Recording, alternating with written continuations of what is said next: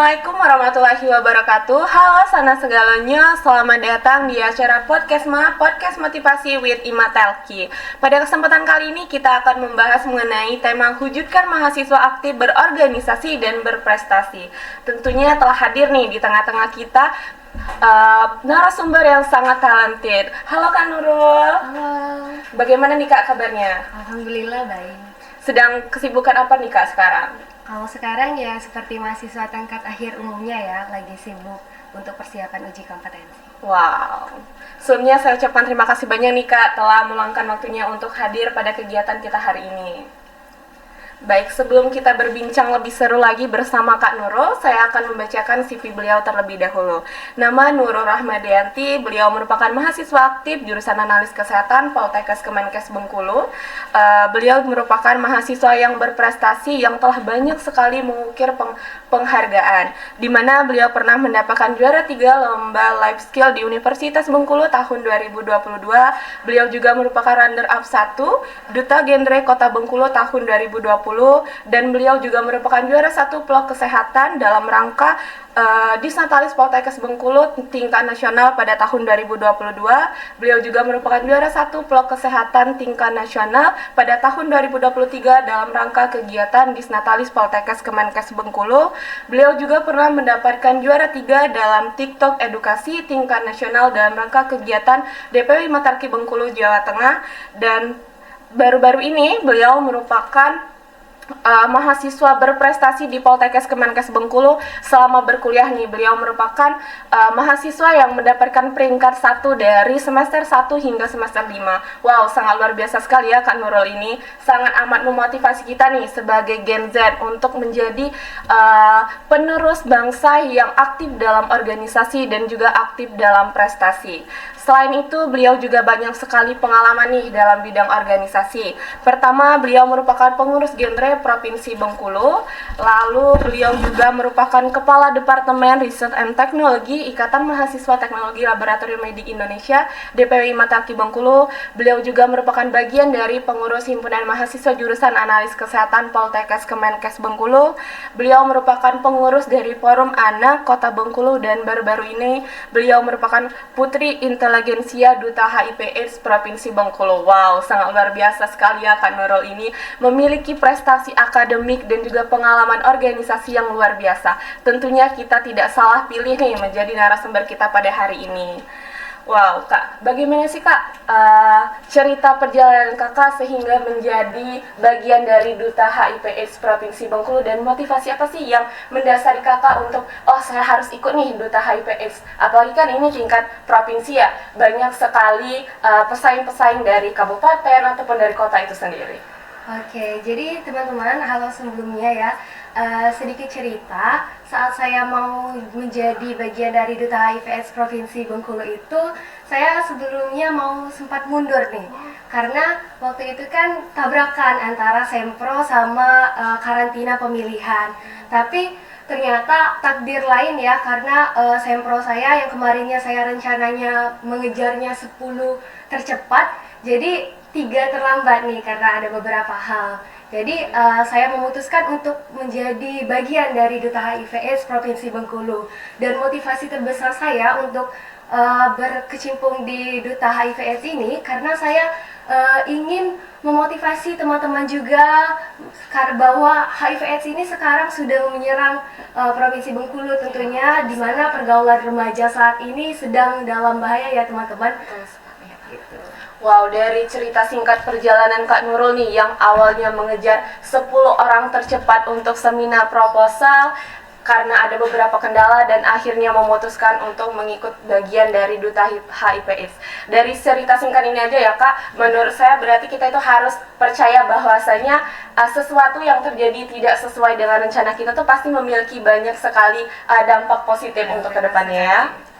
Terus gimana sih Kak setelah menjadi bagian dari Duta HIV/AIDS, menyandang sebagai duta nih yang menjadi ikonnya kalau orang melihat Duta HIV/AIDS, oh iya Kak Nurul, ada yang berbeda nggak sih Kak dari kegiatan Kakak sehari-hari?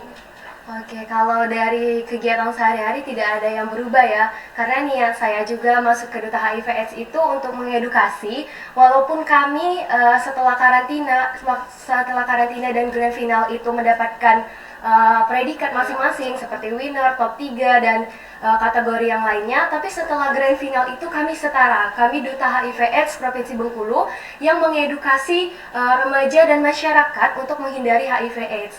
Jadi setelah itu tugas kami adalah sama-sama menggerakkan tujuan awal kami tadi nih untuk menjadi pelopor dan menjadi kaki tangan dari Dinas Kesehatan Provinsi Bengkulu. Kalau untuk mengedukasi itu sendiri Kak, apa sih tantangannya? Apalagi kan kita bertemu dengan orang banyak nih yang mungkin cara penerimaan dari apa yang kita sampaikan berbeda. Ada orang yang berpikir bahwa enggak lah, itu tuh enggak penting, atau bisa disebut masih tabu lah tentang hal-hal seperti itu ya. Kalau menghadapi hal-hal seperti itu gimana sih Kak Nurul biasanya? Ya, itu benar sekali. Pasti ya di dunia lapangan itu kita akan menghadapi orang-orang yang tidak percaya nih sama kita, yang meragukan kita. Nah, itulah tadi fungsinya kita untuk terjun di lapangan, memperbanyak pengalaman kita dan melakukan pendekatan kepada remaja-remaja dan masyarakat, melakukan edukasi tentunya supaya mereka memahami apa sih tujuan dari Duta HIV/AIDS Provinsi Bengkulu itu. Kalau pendekatan kepada remaja nih Kak, yang biasanya menurut Kakak sangat mudah diterima oleh remaja tuh pendekatan yang seperti apa Kak? Pendekatan yang seperti kita itu harus memahami teman dulu nih. Mulai dari orang terdekat kita nih teman-teman. Dari teman kuliah kita mengedukasi teman-teman yang ada di sekitar kita. Baru nantinya dari mulut ke mulut, edukasi yang kita berikan itu akan bermanfaat untuk orang lain secara tidak sadar. Oke, emang benar ya, ternyata kunci untuk terjalinnya komunikasi dan keeratan itu adalah untuk kita harus saling memahami. Baik, dari CV yang saya bacakan tadi nih Kak, Kakak merupakan mahasiswa berprestasi Mapres Poltekkes Kemenkes Bengkulu dari semester 1 hingga semester 5. Wow, sangat luar biasa sekali ya. Peringkat 1, di non-akademiknya juga Kakak aktif, di organisasi Kakak aktif. Cara Kakak membagi waktu tuh gimana sih Kak? Karena kan dari CV yang kita lihat tadi ya, bahwasanya Kakak itu tidak hanya tergabung dalam organisasi internal saja, tapi juga aktif dalam organisasi eksternal. Apalagi tadi saya lihat ada Imatelki ya, merupakan organisasi nasional yang mewakili mahasiswa TLM di Provinsi Bengkulu. Itu bagaimana sih Kak bagi waktunya? Oke, untuk manajemen waktu itu sebenarnya hal yang sulit juga dan masih sampai saat ini saya pelajari ya Elda.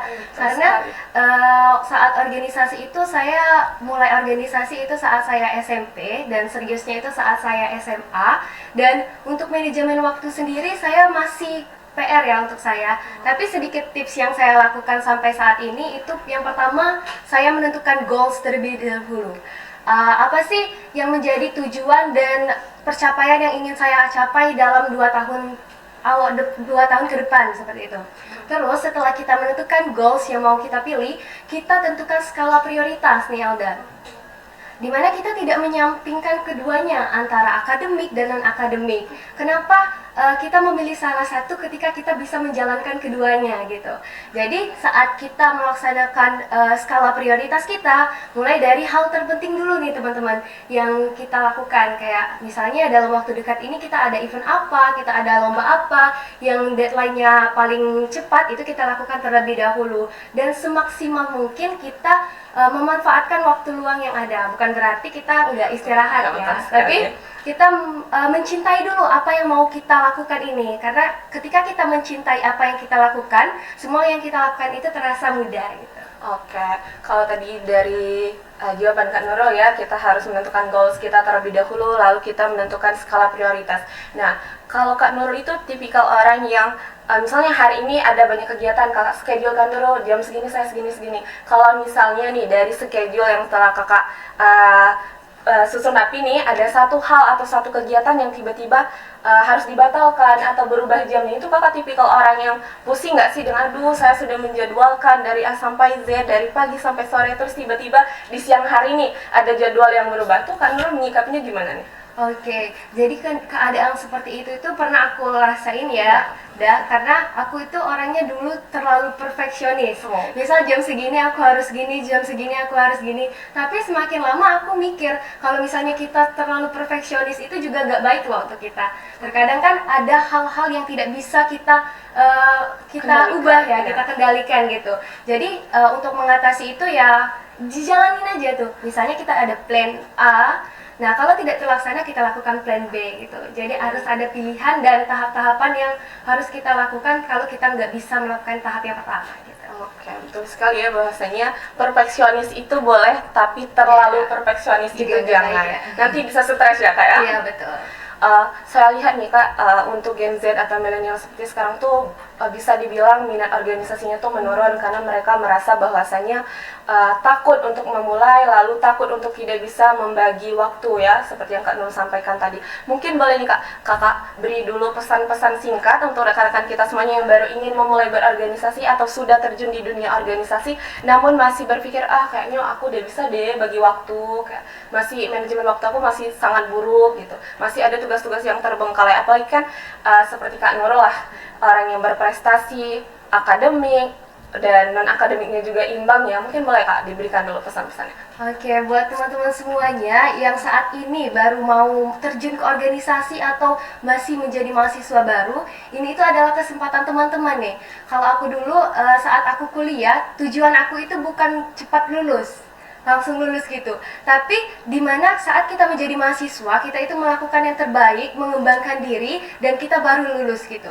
Kalau kita cuma nyari nilai, sekedar nilai, apalah arti sebuah nilai gitu. Betul sekali. Jadi saat teman-teman komlot, misalnya kita komlot ya, nah tapi yang teman-teman lakukan itu cuman sekedar selempang aja komlot nih, dan teman-teman akan ketemu dengan komlot-komlot dari perguruan tinggi yang lain. Nah, yang membuat kita harus bisa untuk bersaing bersama orang-orang tersebut, salah satunya adalah saat kita terjun di organisasi.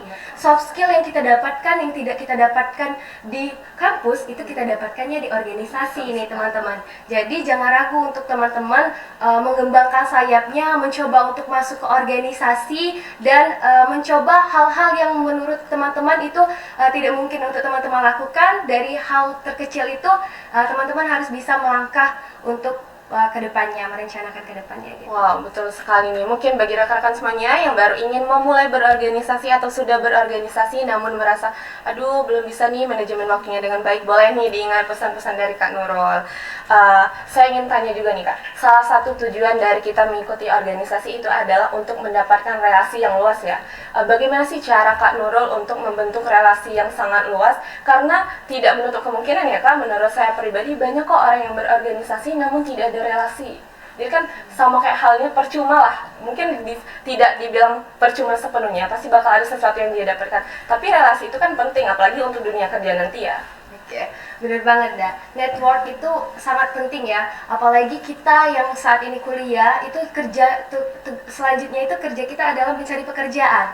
Nah, dari relasi inilah yang bisa membantu kita untuk mendapatkan pekerjaan. Dan menurut saya sampai saat ini ya, untuk menjaring relasi bersama orang lain itu kebanyakan orang berpikir bahwa kita tidak akan bisa mendapatkan relasi kalau kita bukan top speaker, kita nggak bisa ngomong. Nah, dari situlah biasanya orang udah mulai minder dan nggak mau untuk mencari hubungan atau relasi dengan orang lain. Tapi sebenarnya teman-teman, kalau saya perhatikan, orang lain itu lebih tertarik dengan top listener. Maksudnya orang-orang itu lebih mudah mendekatkan diri kepada orang-orang yang baik dalam mendengarkan dibandingkan yang baik dalam berbicara nih teman-teman. Jadi jangan takut nih untuk teman-teman yang merasa kalau aku nih nggak bisa ngomong, aku nggak bisa komunikasi sama orang, aku jadi takut untuk mengenal orang baru. Nah, hal tersebut, mindset seperti itu yang harus teman-teman ubah dari sekarang. Kapan lagi kita bisa berkomunikasi kalau nggak kita coba gitu.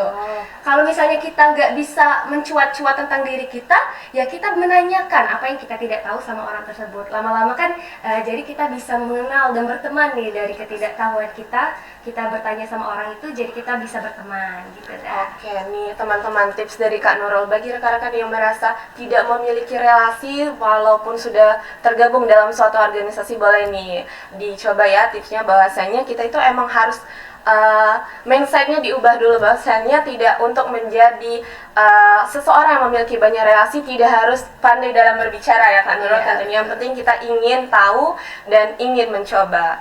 Baik Kak Nurul, saya ingin bertanya nih, penasaran. Sebagai organisator dan mahasiswa yang berprestasi, pastinya pernahlah kita di titik capek. Kak Nurul pernah nggak sih ngerasa capek yang sampai kayak aduh saya nggak mau lagi lanjut deh di organisasi ini, aduh saya capek dengan drama-drama organisasi ini, kan setiap organisasi pasti memiliki drama ya. Bener banget, kalau berbicara dengan kata capek ya, nggak ada organisasi yang nggak capek gitu. Mungkin teman-teman juga yang saat ini di organisasi itu capek, apalagi kalau aku ya paling capek itu saat tengah periode. Saat orang-orang itu sudah capek-capeknya dan sudah seleksi alam nih teman-teman yang dulunya berjuang bersama kita, jadi tinggal beberapa orang nih dah. Tapi itu manusiawi teman-teman. Rasa capek itu adalah rasa yang biasanya bisa dirasakan oleh semua orang, dan hal yang bisa kita lakukan adalah mengatasinya gitu. Kalau aku capek ya, aku biasanya menghilang terlebih dahulu. Menghilang ya, karena dari kesibukan-kesibukan itu kan kita itu nggak hanya organisasi aja, ada juga pendidikan yang harus kita lakukan ataupun keluarga dan masalah-masalah yang lain. Pasti pernah berada di titik jenuh dan titik capek, dan aku pernah waktu itu aku menghilang selama 1 minggu. 1 minggu aku maksudnya itu nggak menghilang total, cuman kayak kalau misalnya berhubungan dengan orang lain tuh aku batasi, terus aku lebih me time dulu untuk diri aku. Tapi setelah itu aku bangkit lagi gitu. Aku istirahat aku me time dulu, baru nantinya energi aku balik lagi, aku lakukan tugas aku. Karena kita itu harus punya prinsip, apa yang kita mulai harus kita selesaikan. Jadi walaupun orang bagaimana kita capeknya, kita harus bisa megang prinsip kita. Kalau kita punya prinsip, kita pasti bisa bangkit lagi gitu. Capek itu manusiawi Kak teman-teman. Oke, bagus sekali ya prinsip dari Kak Nurul, apa yang sudah kita mulai harus kita selesaikan. Mungkin boleh nih bagi rekan-rekan semuanya yang sedang capek berorganisasi, capek kuliah, atau sedang memiliki pemikiran, duh kayaknya nggak bisa deh selesaikan satu periode, cukup dengan beristirahat terlebih dahulu, tapi bukan berarti lepas tanggung jawab sepenuhnya ya Kak Nurul ya. Lalu sebagai organisator muda nih Kak, suka duka yang Kakak alami selama menjadi organisator itu apa aja sih? Oke, kalau suka dukanya kebanyakan sukanya ya. Oke, kalau untuk sukanya dulu nih teman-teman. Yang pertama itu dari organisasi ini aku bisa mendapatkan pengalaman. Pengalaman yang menurut aku nggak semua orang bisa dapatkan kesempatan itu. Jadi mulai dari pengalaman-pengalaman kecil itu aku bersyukur gitu. Oh iya, karena organisasi ini aku bisa ikut kegiatan ini, karena organisasi ini aku jadi tahu hal tersebut gitu. Dan selain itu juga soft skill nih teman-teman. Organisasi itulah yang membuat diri kita berkembang. Semua organisasi itu pasti punya tekanan, terus punya masalah, tapi hal tersebutlah yang bisa membuat jati diri kita terbentuk. Terus bagaimana cara kita berkomunikasi dengan orang, membangun relasi, terus mengembangkan minat dan bakat kita itu kita dapatkan saat kita berorganisasi teman-teman. Dan yang terakhir itu relasi ya. Berbicara tentang relasi tadi, di organisasi itu kita bisa mengenal orang-orang hebat yang menjadi motivator kita nih Alda. Kalau saya sih lihat orang-orang tuh kayak, wah aku harus kayak gitu, aku harus kayak gitu. Jadi semakin banyak kita bertemu orang lain, maka semakin banyak juga jiwa kompetisi kita itu membara gitu. Nah jadi itu sih beberapa hal positif yang saya dapatkan di organisasi. Kalau untuk dukanya apa ya? Kalau untuk dukanya mungkin masih saat ini masih mencoba manajemen waktu dari dulu ya, karena manajemen waktu itu sangat susah untuk dilakuin sampai sekarang menurut aku. Jadi aku karena manajemen yang sempat berantakan waktu itu, itulah yang menjadi titik awal aku capek dan sangat-sangat capek fisik, mental itu waktu itu pernah terasakan, tapi udah terlewati ya. Kak Nurul pernah nggak sih, kan kalau kita organisasi itu apalagi kesehatan ya, kalau kuliah pergi pagi, pulang sore, belum lagi terkadang kalau pulangnya agak lebih cepat sedikit pasti sorenya ada rapat. Pernah nggak sih Kak Nurul teman-temannya tuh ngomong kayak, ih kamu ini Nurul nggak pernah ada waktu untuk bermain, udah sombong banget tentang sudah berorganisasi. Pernah nggak sih ketemu orang yang bicara seperti itu? Oke, kalau berbicara orang ya, pasti banyak ya dah kita itu ketemu berbagai macam orang di muka bumi ini. Dan teman-temannya itu juga banyak sekali. Ada bahkan teman aku yang bilang, Nurul, kamu ini nggak capek apa? Tadi kamu pagi di sini, siangnya aku ketemu kamu di situ, sorenya aku ketemu kamu di situ. Nah, jadi sebenarnya bukan nggak capek ya. Capek itu manusiawi tadi. Cuman kita itu harus bisa memanage waktu dengan baik tadi kan. Terus untuk teman-teman, kalau aku memang kalau teman itu memang banyak, tapi aku sahabat sedikit deh. Karena aku menyaring orang-orang yang dekat dengan aku dan orang-orang yang percaya dengan aku. Karena biasanya kan teman yang baik ya dah tidak akan meninggalkan kita di saat kita mengambil keputusan yang ada di dalam hidup kita. Jadi sejauh ini sih teman-teman aku mendukung saja sih. Wah, berarti temennya sangat mensupport ya untuk Kak Nurul selalu mengeksplor dirinya untuk menentukan jati dirinya seperti Kak Nurul itu sebenarnya siapa dan bagaimana sih ya. Terakhir nih Kak, mungkin boleh Kakak berikan kesan dan pesan serta motivasi untuk rekan-rekan kita semuanya yang baru ingin ikut berorganisasi atau sudah berkecimpung di dunia organisasi, apalagi Kak Nurul bisa kita sebut sebagai organisator muda yang sempurna lah dari bidang prestasi akademik maupun pengalaman organisasi yang sangat amat banyak nih Kak. Oke, kalau untuk prestasi dan lain sebagainya, aku juga masih berproses ya teman-teman. Jadi masih sama-sama belajar, tapi sedikit yang bisa aku kasih ke teman-teman, sampai saat ini itu kita harus bersyukur. Karena tidak semua orang bisa mempunyai kesempatan untuk menjadi mahasiswa, tidak semua orang bisa berkesempatan untuk berkuliah. Karena mungkin ada keterbatasan tersendiri. Namun ingatlah teman-teman harus bersyukur berada di titik sekarang, dan teman-teman harus bisa melangkah untuk kedepannya. Jangan takut untuk melangkah dan memulai hal-hal kecil, karena hal-hal kecil itulah yang bisa membuat kita mewujudkan mimpi-mimpi besar kita. Dan untuk teman-teman yang saat ini sedang berada di usia produktif nih, kita kan gold egg ya. Jadi untuk teman-teman manfaatkanlah energi positif itu untuk berkembang sebanyak-banyaknya, memanfaatkan pengalaman sebanyak-banyaknya, mencari relasi dan juga kebutuhan kita yang akan kita siapkan untuk melaksanakan ke jenjang yang selanjutnya, yaitu bekerja. Jadi untuk teman-teman jangan takut, dan sedikit closing statement dari aku. Tanamkan di diri teman-teman satu quotes ini, bahwa hidup yang tidak pernah kita pertaruhkan tidak akan pernah kita menangkan. Terima kasih. Wow, luar biasa sekali ya motivasi dari Kak Nurul ini. Mungkin boleh untuk rekan-rekan semuanya diingat nih motivasi dari Kak Nurul agar kita semuanya selalu konsisten di jalan kita, seperti yang dikatakan Kak Nurul tadi, bahwasanya apa yang sudah kita mulai harus kita selesaikan dengan baik. Sangat menginspirasi sekali ya cerita-cerita Kak Nurul hari ini sebagai organisator muda yang sangat berprestasi dan tentunya juga aktif dalam berorganisasi. Mungkin dari bincang-bincang seru kita pada hari ini, saya ucapkan terima kasih banyak nih Kak telah meluangkan waktunya untuk hadir di tengah kesibukan yang sangat padat ya, apalagi sebagai mahasiswa akhir yang sedang mempersiapkan dirinya untuk UKOM. Mari sama-sama kita doakan semoga Kak Nurul bisa lancar menyelesaikan studinya sampai akhir, amin. Terakhir dari saya, semoga semua yang mendengarkan podcast ini dapat termotivasi dan membangun semangatnya untuk berorganisasi dan tentunya juga berprestasi. Baik, terima kasih banyak lagi nih Kak, saya ucapkan sekali lagi. Baik, kepada pendengar setiap podcast mungkin cukup sampai di sini podcast kita pada hari ini. Saya ucapkan terima kasih banyak, sampai jumpa di episode podcast selanjutnya. Saya Elsa Papausia pamit undur diri. Wassalamualaikum warahmatullahi wabarakatuh. Bye-bye.